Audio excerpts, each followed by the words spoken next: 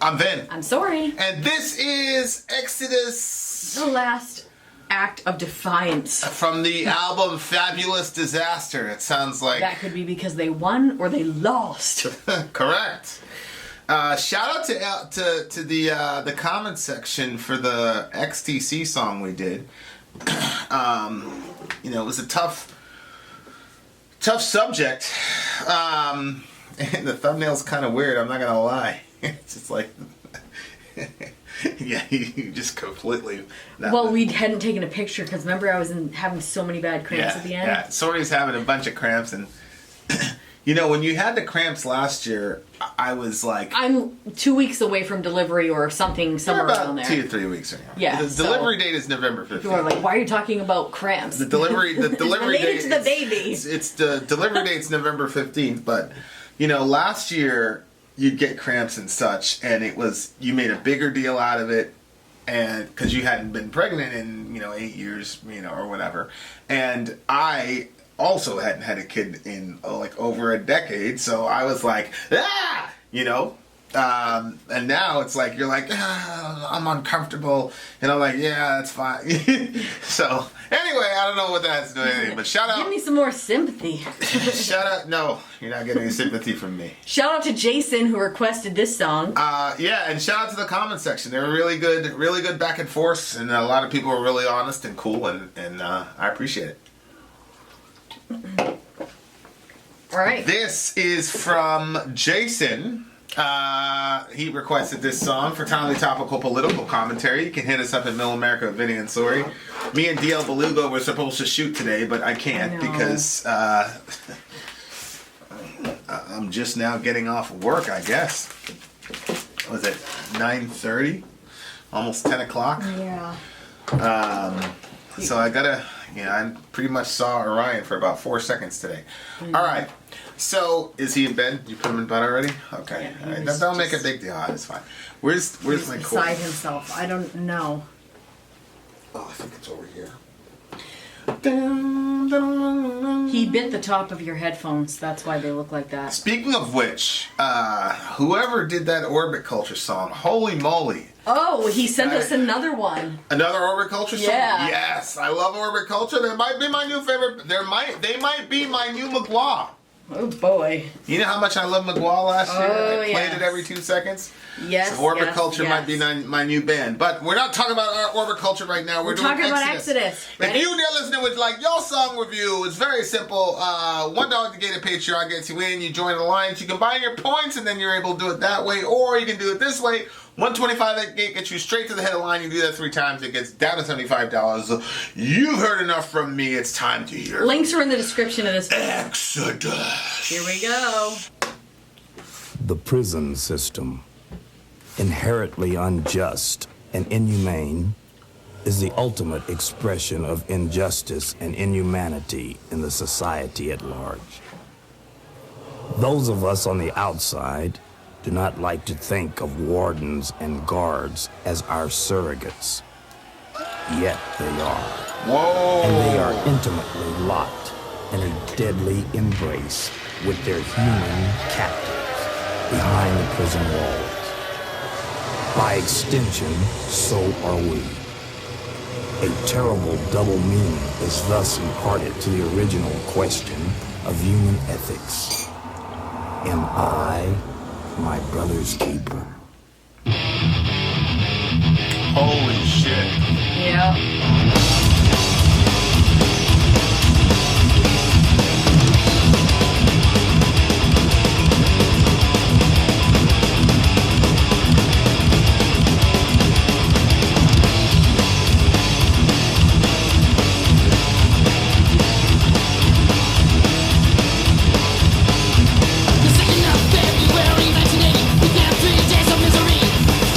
Retaliation, epitomizing violent horror, vindication.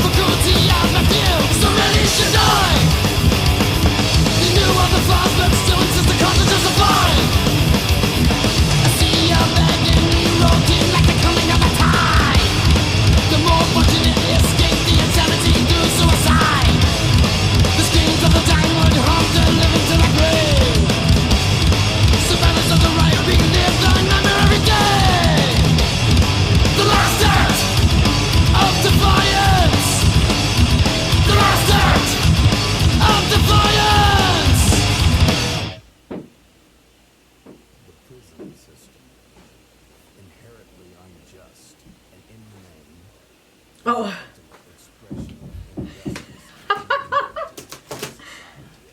That was another one? Or that was the YouTube clip? Yeah. Or was that? Oh, we should add that at the end. We'll probably get 2 copyright hits. Yeah, there was something else that was playing in another tab, so when the song finished, it was like, what? That doesn't fit. So that quote at the beginning, holy moly. Oh my gosh. It was by a woman named Jessica Mitford, and it was kind and unusual punishment. You know, it's the cruel and unusual punishment. Yeah. So I guess this is her. It was written in 1973. So that initial quote, "The prison system Was hers. inherently unjust and inhumane is the ultimate expression of injustice and inhumanity in the society at large. Those of us on the outside do not like to think of wardens and guards as our surrogates, yet they are." Holy shit. That was a pretty crazy line. Yeah. Because, you know, you hear about those experiments, like you get 5 people here, 5 people here, they're pretending to be the prisoners, they're pretending to be the guards, and the guards are just completely... And you comment on the guards as if they're like this special... It's like, we all know that this happens. Yeah. And like there's, you know, we're talking about like prison reform. Like this is a very challenging song, especially as a person who doesn't believe in the death penalty. This song is extremely challenging. I'll tell you why, how the death penalty relates to this. Because the thieving thing, you know, in the Old Testament, you just paid 5 times the amount of what you stole. Okay, I can rock with that. Why put the person in jail? Yeah. But a rapist in the Old Testament got the death penalty, and a murderer in the Old Testament got the death penalty. Right. They didn't put you in prison. They didn't tax all the other Israelites to... They just kill your ass. Well, I'm against the death penalty. So, what do you do with a person like that? We eliminated the prisons. What do you do if you're not doing the death penalty? What are you gonna do? Yeah. Right? Like if I was a death penalty guy, it's like, oh, we solved that problem. There wouldn't be a sex offender registry. You do that to a kid, okay? But I don't believe it's appropriate for a Christian to advocate for the death penalty. So, I mean, I could take a nuanced view and say, yeah, you shouldn't advocate for it, but I mean, if you put it on the docket and it gets voted in, then it gets voted in. You know, that'll cut down. I had a friend. Shout out! Everybody knows how I love me some Muslims and Islam, but I had a friend. He said, brother, he said, what is this I see in your country? It was like all the the robberies and thieves. He said, brother, he said, you know what happens in Saudi? They cut your hand off? He said they just cut it. They cut your hand, and that's it. And to him, it was like completely. And of course, initially you're like, "Oh my God, you're a barbarian." But I'm like, wait a second. Yeah. Wait a minute. Yeah, it does make you think. Wait a minute. Like, the first time I really was challenged about this, I saw the documentary 13th. It was about the 13th Amendment on Netflix. Okay. And the person was like, I don't understand how people are cool with knowing that there's thousands and thousands of members of their population behind cages. Now, that was written prior to the Trump controversy with the kids. And so it hit me a little bit different because there was all this outcry, oh my God, you're putting kids in cages.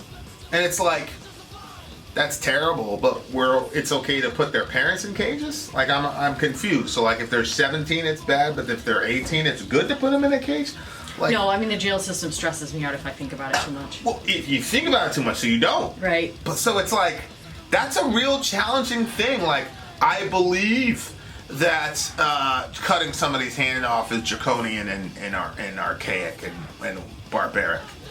But locking a human being behind a cage like an animal is not? Yeah. Like, do we in the West really believe that we're that superior to you know, that culture. He says, brother, nobody steals in our country. Of course, people steal in their country, but they're not as brazen and crazy about it as, as you know, you're not going to go to Saudi and roll up in a 7-Eleven and put the screws to somebody and say, give me all your money. Like, that's just not going to happen. And I know for a fact. Yeah, I mean, I agree, but at the same time, what worries me is that we obviously know that we have racial injustice in our country. And so, you know, can you imagine how many people would be walking around maimed because... Sure. Yeah. No, it's the same thing with the death penalty. You know, I did a special on Middle America about it. But then again, if they were going to throw you in jail for years and years and years, or they'd cut your hand off, I'd rather they just cut your hand off so you could come home. Right. What's been more disastrous for the black community? Right. You know, a dad being locked away for 50 years. Right. Or a dad coming home, you know, and he got his hand chopped off unjustly, but he's still home. Yeah. So I don't know. Yeah. You know what I'm saying? But I think that Westerners are so quick to... But here's the thing. Like, he was confused why we weren't doing it. Now, this guy was, like, born and raised in Saudi. And he was a good dude. Great dude. Brave guy. Brave, really, really just, like, salt of the earth type of guy. And the world was very, very simple for him. Uh-huh. So, you know, in those societies, the world tends to be very, very simple. But, that's nice. But... You know, at the time, like, man, I'm like, you crazy, boy, you crazy. But I'm like, when you really, really think about it, like, locking somebody away in a cage against their will, rapists, I don't feel bad for. Mm-hmm. You hurt a child in any way, shape, or form, I don't feel bad for you. But at the same time, like, as time goes on, see, here's the thing. And the way that they're treated. Here's the psychology for me. You're a rapist. You're still creating the image and likeness of God even though you're a rapist. You're still a representative of God on the earth. But the closer you are to that crime, the less of the image of God I see in it. Mm-hmm. Right? Now, so if someone were to say, blow that guy away or put the screws to that dude, after, like, you know, I was there's some literal jihad going on in France right now with Islam and all that, and I got this Muslim friend, and he posted some pretty horrific pictures about what the French did to Muslim people. And I'm sure there's two sides to every story, but I mean, some of this stuff was just horrific, especially as regards women. And, you know, they had pictures and, you know, like, you know, you ever see these crazy people that kill like a giraffe, one of these like amazing, and they're posing with like it was shit like that, like right as they're about to go and do X, Y, and Z to this girl. And of course Muslims have a high, you know, bar on modesty, so and I'm just like, yo, you know, like I always say, like, I'm a pacifist by conviction, but like it caught me so off guard that it was just, you kind of have flashes where you're like, yo, you know, like I'd have killed that person, like I'd have took their life, like all three of them, the two guys and the motherfucker that took the picture, I'd have killed that mother, I would have killed him. But then I'm like, let's say you put those same three guys in a prison, so now you have space between the time for what they did. You don't only see that picture, you see them giving their last half a sandwich to a buddy who was on a hunger strike or something. You see them X, Y, and, or you just see them in regular, life, doing regular human things just like you. So the farther away they get from that action, the more of the image of God you see in them, and the harder it is to treat them like an animal, and much less kill them. Like I would, like, you know. So, well, I know what you're saying, but trust me, it's not. It's unless you're like a crazy sociopath, it's very difficult to kill somebody that you've like known for a while. That's extremely difficult to do. And again, so what I'm saying is like, yeah, I see what you're saying. When you think about prison, because you're talking about it, and in my mind it's just a theory, and I don't know anything about these people, so it's very easy to say that. But there are other people that I'm even talking to right now that I would say that. You know what I mean? What? Like, well, I would want the person to get killed. Yeah. And like I said, like that snapshot, that picture, you know, like I said, it caught me off guard. So I'm like, that, you know, I had a friend who used to say that guy needs to die. That's what he used to say. Mm-hmm. That guy needs killing. But so the prison thing is a very interesting quandary because it's like, oddly enough, you could actually justify killing somebody who is like at that level, that scale of evil. You can justify doing it like based on the proximity of where you are to the time that they committed that act. But I think you would have a very, very hard time, especially that guy's got a family, he's got a daughter that loves him and all that shit, and you go and see her visiting him and all that shit. It becomes very, very hard to say, yeah, I'm gonna kill that guy. When you see them in that picture, in that moment, and in that act, like they're almost not human. But the longer they're around, the more humanized they become, to your perception, not God. So it's not an easy question at all. And at this point, to what you're saying, like what happens to people in prison? You know, there's a big show, Oz. I try to start watching it with you, but it's not your kind of show. But it just talks about like how these guys descend into barbarism, but it's to survive. You have like this. That's the other thing that had. So there's so many crazy things. I didn't like it. Yeah, you didn't really like it. Sounds like something I would like. Yeah, I don't know. We'll try it again, maybe. Who knows?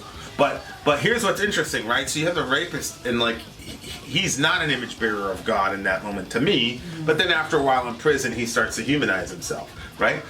In Oz, what was really interesting was you had bad, horrible, disgusting people, but you also had like regular guy who cheated on his taxes, ended up with 5 years in prison, and he's just some nerd. And then as time goes by, he becomes less of an image bearer of God.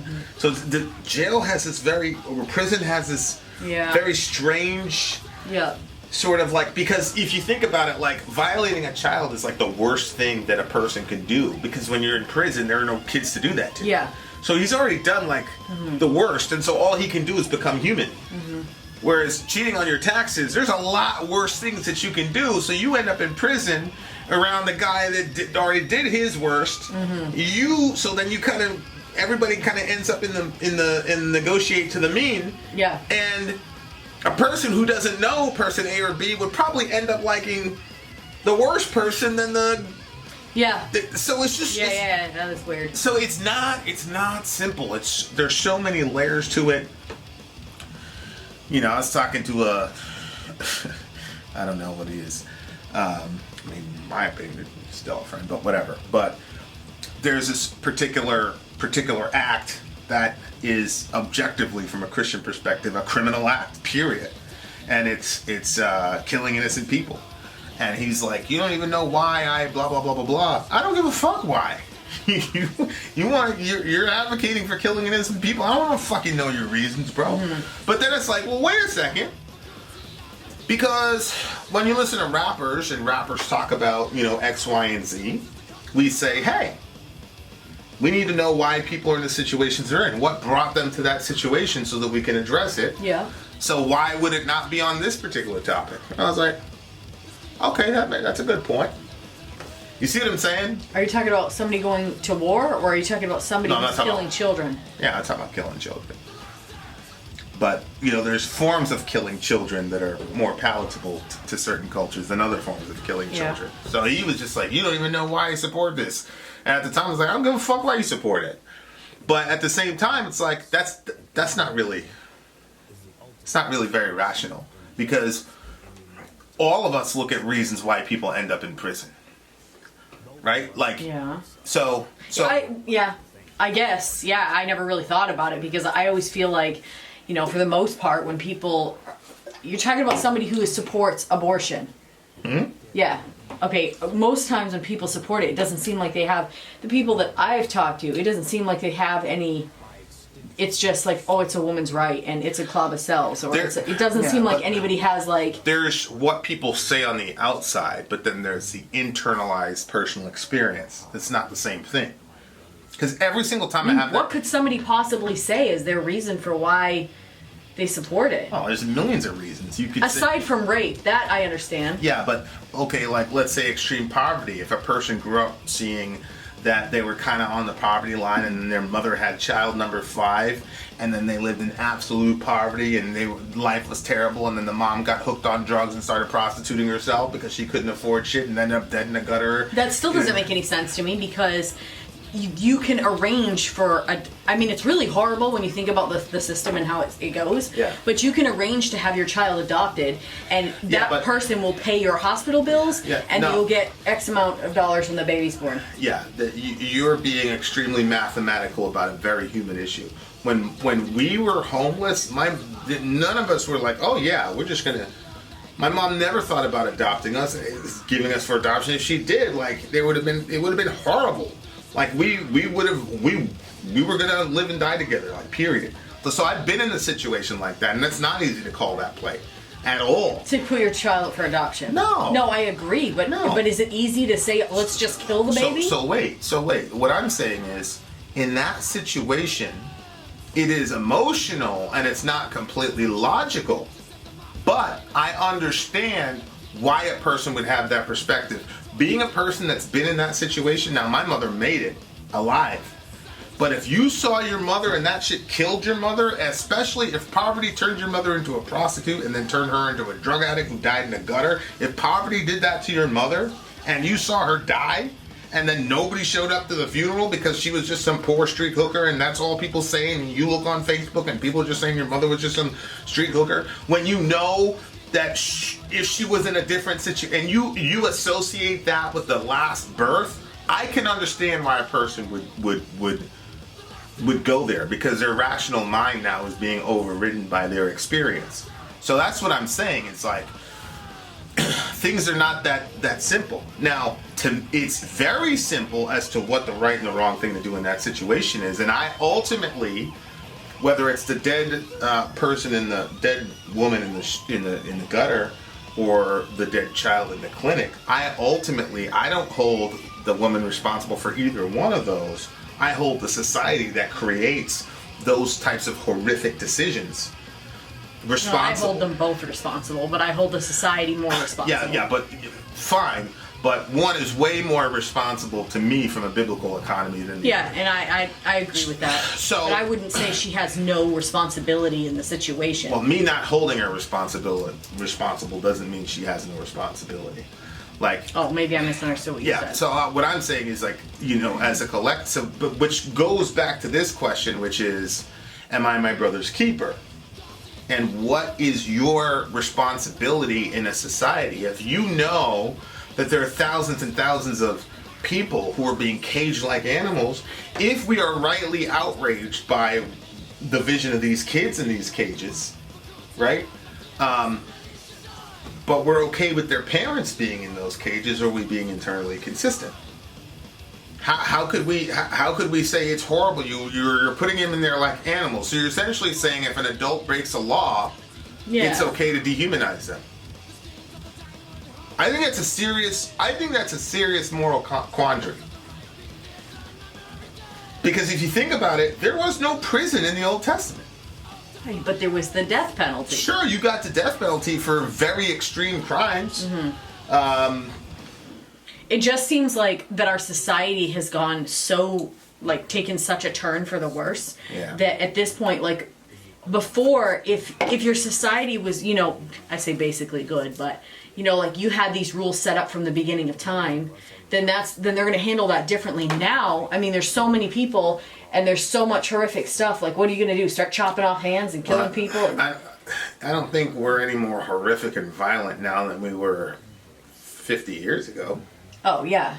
I mean, we're probably... I'm saying way back in the Bible times where they don't even have any jails. Well, if God wanted to, he could have told us to get jails, right? I think you're missing what I'm saying. I probably am. I'm saying that back in the Bible times, there was a certain expectation on the people. Nobody expected to go to jail. You expected to have to pay back 4 times as much, 5. or you expected to get killed for certain crimes, stoned to death.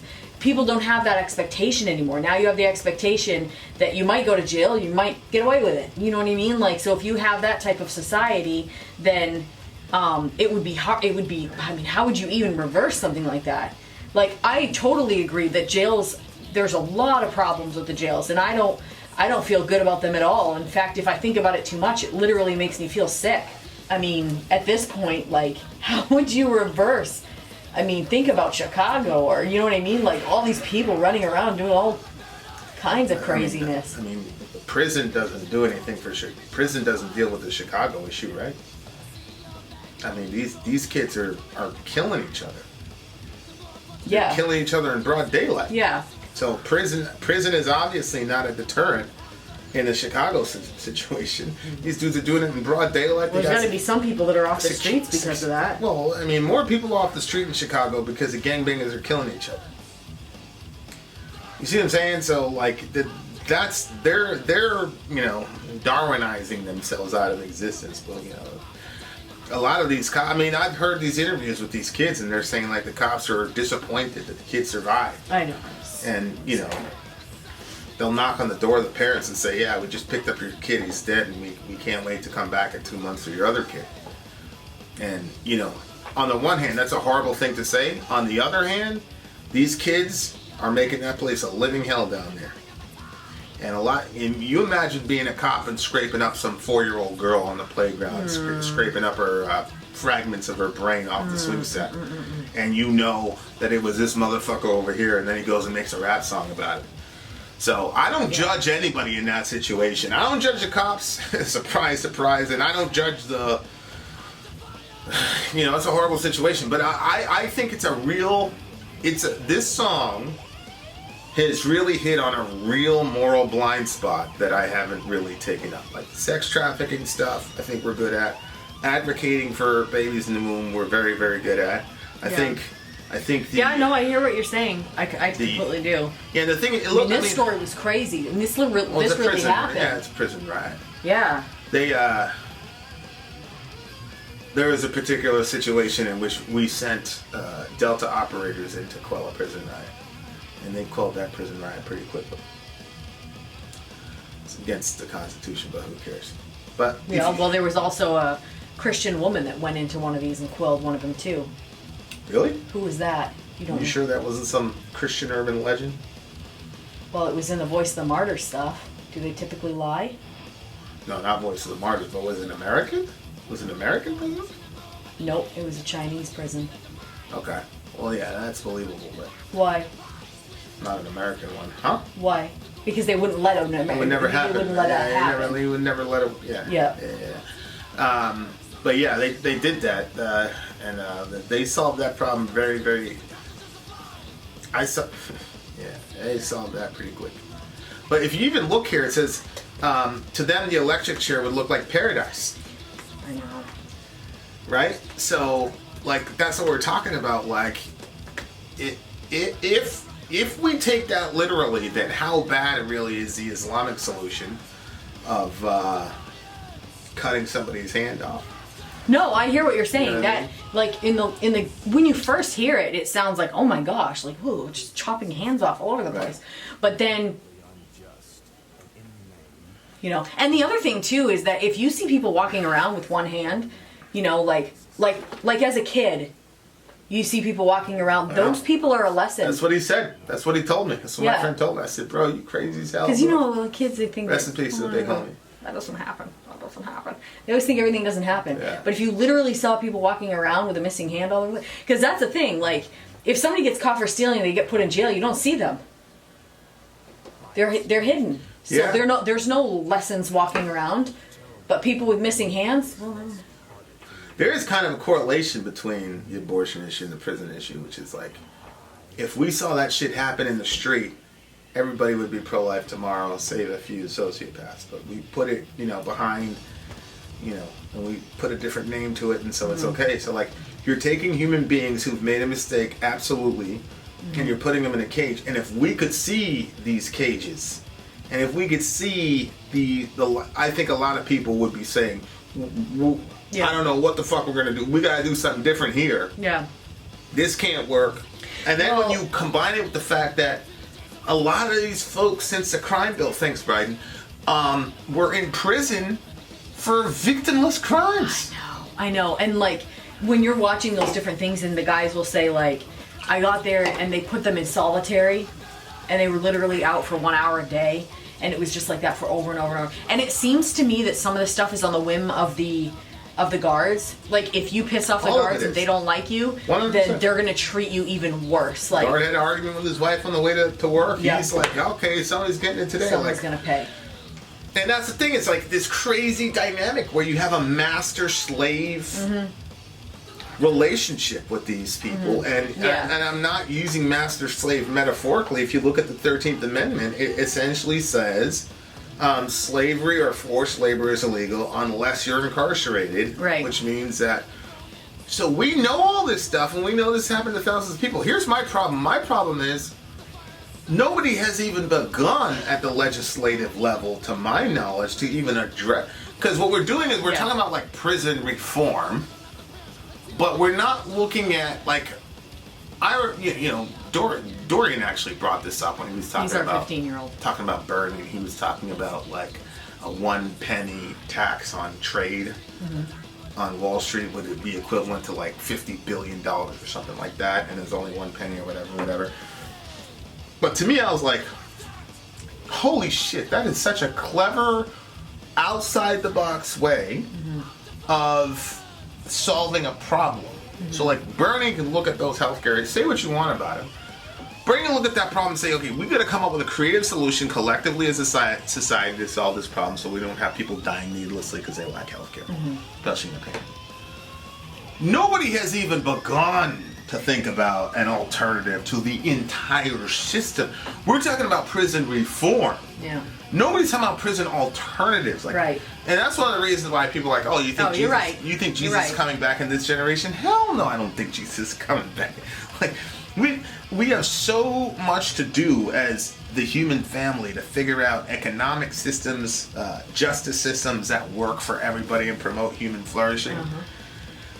And, this song is like massively important. And then of course you got these people, once in a while you have these rebellions, these prison riots, which are really to some degree slave revolts. And I understand, like, these are bad people. Believe me, I know these bad people. Like, I get it, man. Like, and I was having a really very good conversation with an atheist buddy. I think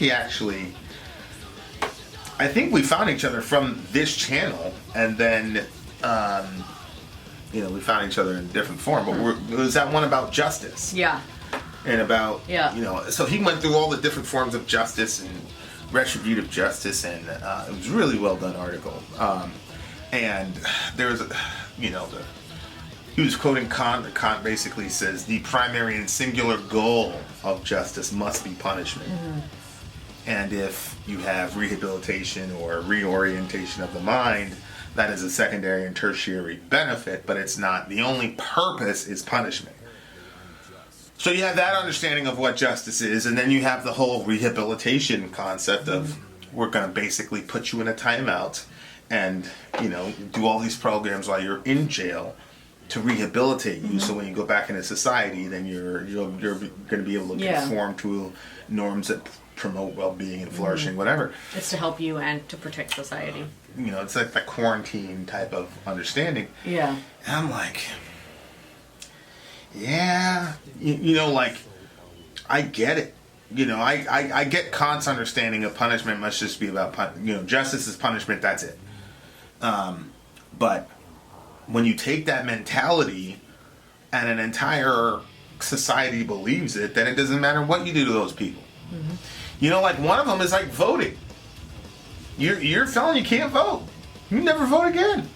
Yeah, I actually completely agreed with that until we talked about that probably like a year or something ago. And of course, there's some silly gotcha question talking about Bernie Sanders, and they're like, oh, you're like the Boston bomber, he gets to vote. It's like, yeah, because that is just a stat that we have. People Boston bombing all over the place, which is just ridiculous. Yeah, that's... But like nobody is even talking about the institution itself as being, horror. And I think part of it is because we have a vested interest in that. Like, with abortion, people can say, oh, it's a woman's choice, it's none of my business. But if you say, okay, we're not going to lock up rapists and murderers anymore, I think they're showing up on they're in your neighborhood now. Yeah, the problem is big, and we don't really know what to do with it. So it's like, well, yeah, we're directly, we are directly. Let's not say we did. Yeah, exactly. Like we're directly affected by what happens with prison policy and all the rest of it, and. I'm a post-millennialist, so I think we're going to figure it out. But holy shit, that's a very... one of the things I'd like to do, actually, I'd like to do a Middle America maybe an interview, I don't know. But with somebody... Here's the thing. If somebody can find me a person that has been advocating for the abolition of the prison system, let me know. We'll give you a free song or something like that. Like, I want to set up an interview with somebody that is really talking about abolishing the prison system, and then I want to hear what their alternative is. I want to hear what their alternative is. I don't know if America is really ready for saying, yeah, just kill all the violent offenders, kill all the, Yeah. You rob a bank at gunpoint, we're gonna kill you. You hurt women, hurt children, we're gonna kill you. You kill other people, we're gonna kill you. Everything else, pay restitution. We're not going to have any victimless crimes. Let's go. Or people might just say, you know what? Let's just make all victimless crimes legal. So the drug population in prison and all that, and then you just keep prison for violent offenders who are really going to destroy your life if they're in your neighborhood. A heroin dealer in my neighborhood would destroy a lot of people, but those are decisions that those people make. But on the other hand, their kids didn't make that decision. I have no idea. I don't know what to do. I think this is a terrible quandary that we're in this song, and I could not even. All I can say is that I agree that it's inhumane, and I think there's a serious problem with it. And the fact that God did not orchestrate a prison system in the Old or New Testament indicates to me that there's probably a really significant problem with it. But I don't know what the alternative is, so I would love to be able to talk to somebody who... Not talk to somebody who posts something on Facebook. I'm talking about somebody who has, since 1984 has been advocating for prison abolition. I don't know, maybe this lady, maybe we can find this Jessica Mitford person. That was 1973. I know. That would be really cool because maybe, she wrote a book about it and she's saying it's an unjust system. Maybe she came up with a different one. I'm going to give this song an 11 just for the fact that it really brought something to my attention that I really feel was as a blind. I talked about yesterday in the fireside, or last fireside, I talked about we always have holes in our humanitarian, atheist or otherwise. All of us have holes in our humanitarianism, we're not completely internally consistent with it. But I think this is one where I've always looked at the racial element of it, obviously because of the ridiculous numbers of incarcerations. But I don't want any of my white friends in that situation, or enemies. To be honest with you, I don't want any of my white enemies in that situation either. You know what I'm saying? That's crazy. I'm having a hard time with the whole cage thing with the kids. That's the thing that gets me. I get it. It's horrible to put kids in cages, but it's okay to put their dads in. And I get it. MS-13, they're animals, blah blah blah. And MS-13, there's just a lot of questions. So anyway, that song's an 11 for me because I feel like it's necessary, and I hope that when the kids, wouldn't it be crazy if the kids are our age and they hear a song like this and they're like, holy shit, that's how it was. Put people in cages? Yeah. Probably be our kids. Yeah. All right, what do you get? 9.8 for me. Interesting topic, Jason. Thank you very much for the song. Yeah. Holy moly. Vin stumped. What can you do? I keep telling people it's not that hard. Vin out. Sori out. Gone. Only degradation, torture, and cremation will survive. I see your agony rolled in like the coming of the tide. The more fortunate escape the insanity through suicide. The screams of the dying would haunt the living to the grave. Survivors of the right relive the number every day. The last act of defiance. The last act of defiance. The never-ending appetite for bitches set them off like dynamite. Eradicating informants, acetylene torches dealt the punishment, melting from skin to bone.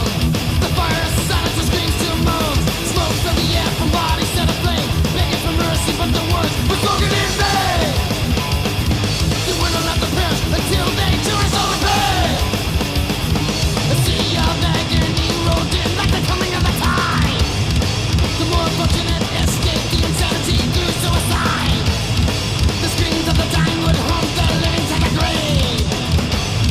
Survivors of the right relive the nightmare every day. The last act of defiance. The last act of defiance.